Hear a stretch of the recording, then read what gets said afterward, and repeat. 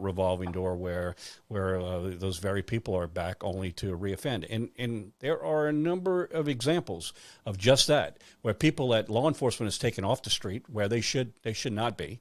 All right, taking them out of put them in the system only for the system to allow them to go back and continue to offend. And you have some examples of that in Indianapolis alone. And Indianapolis, unfortunately, is not the only city, but talk a little bit about the tragedy that has happened in your city. Yeah, well, in 2021, we were one of the other 12 to 16 other major cities who set all-time records for levels of homicide. In Indianapolis, we have a little over 1 million population. We, as IMPD, we service 372 square miles. We're a little unique because our city is our county is the city, so we have an expansive area. But here's what we saw. We saw homicide levels surge and set an all-time historic record for the history of our city, which was 271 homicides last year. Now, that didn't happen in a vacuum, and then it didn't suddenly happen. We saw a progression to that point of exceeding 200 homicides annually now for the last 3 years. What does it coincide with? It coincides with January of 2020. Our local community and throughout our state took assertive steps at the direction of our Indiana Supreme Court, I might add, in what was called Criminal Rule 26, which was set to start moving our communities toward a cashless bail bond system. Now, here's what we say, Mr. President. Locally, I don't even entertain the debate of a cashless bail bond system or not, because here's what I say, it's a moot issue.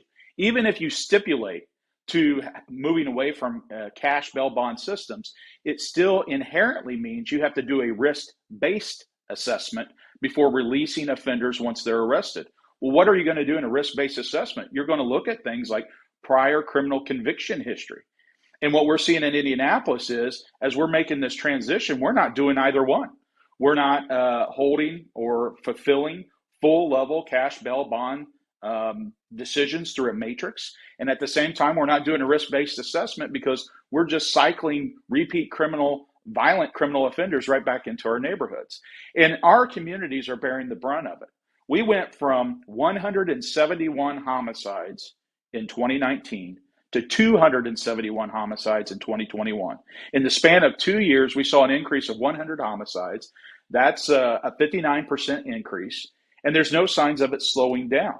Now, what we also have seen in Indianapolis, and this is a key factor in my mind, for the last 2 years, I've listened to people sometimes violently telling me what lives matter.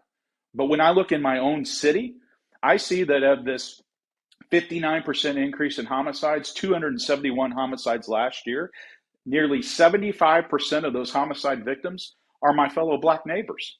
And I can't find anyone in the media, very few in the neighborhoods, that want to stand with us and point to that and say that cannot stand. So what we're seeing across the country, I think it's not just happening in Indianapolis, but across major cities in our nation, is it's the local law enforcement professionals and their representatives through the FOP that are standing for our fellow neighbors and saying enough is enough. And when we do that, we're seeing that it's only our residents and our officers that are in the neighborhoods 24 hours a day. We literally have the most skin in the game. That's why we fully appreciate the dangers that we're facing. So again, when you take these record-setting trends in every major city across our country, tell me what else that happens with. You don't see that.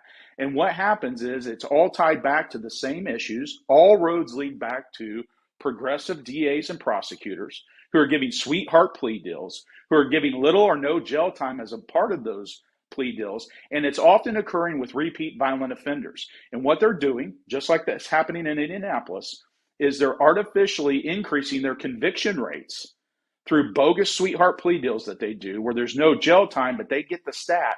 And then they use those to champion their cause and say they are doing a great job. While at the same time, it's the very residents they serve and oftentimes the most marginalized in our societies who suffer the most. And that's why I'm so proud to stand alongside you and the leaders of our FOP and point people to the facts and say facts matter and enough is enough.